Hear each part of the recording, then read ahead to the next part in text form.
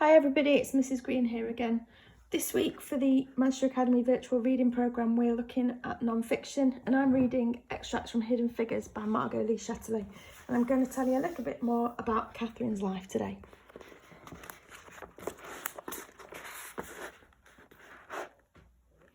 In public, Catherine Goebel was unfailingly gracious, optimistic and unflappable, and she insisted that her girls acquit themselves in the same fashion.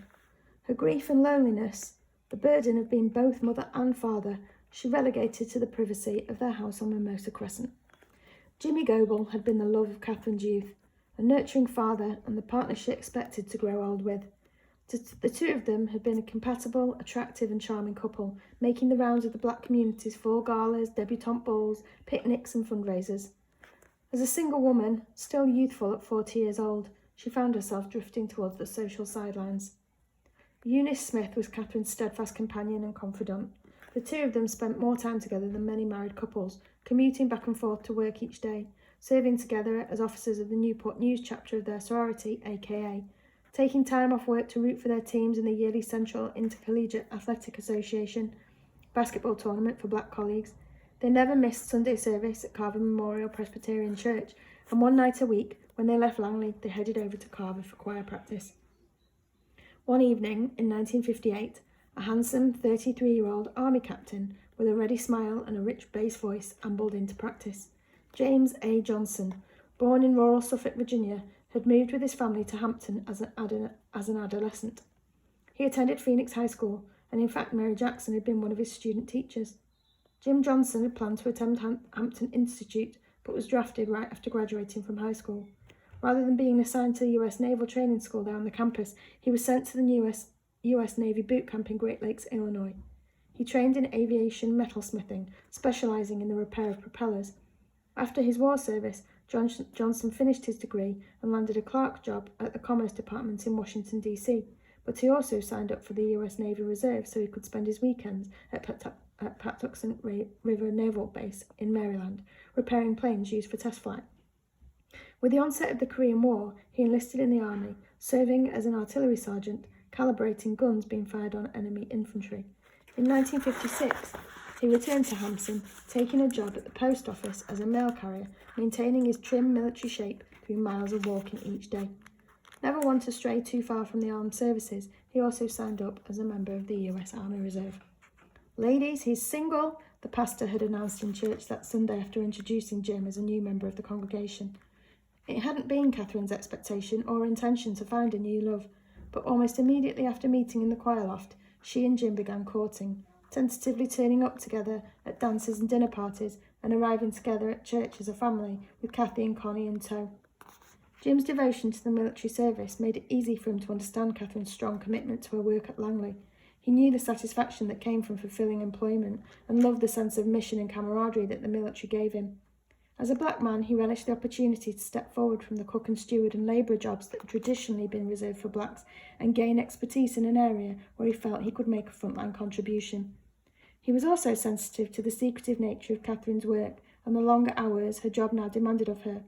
Since the end of World War II, the NACA had been an 8 to 4:30 kind of place. Now at the outset of the space race, leaving the building at 10 o'clock would be a good night. In a less urgent scenario, NASA personnel might have taken a more NACA-like approach to the problem of space by conducting a careful, measured investigation of all possible options for space travel and recommending the ones with the greatest long-term potential.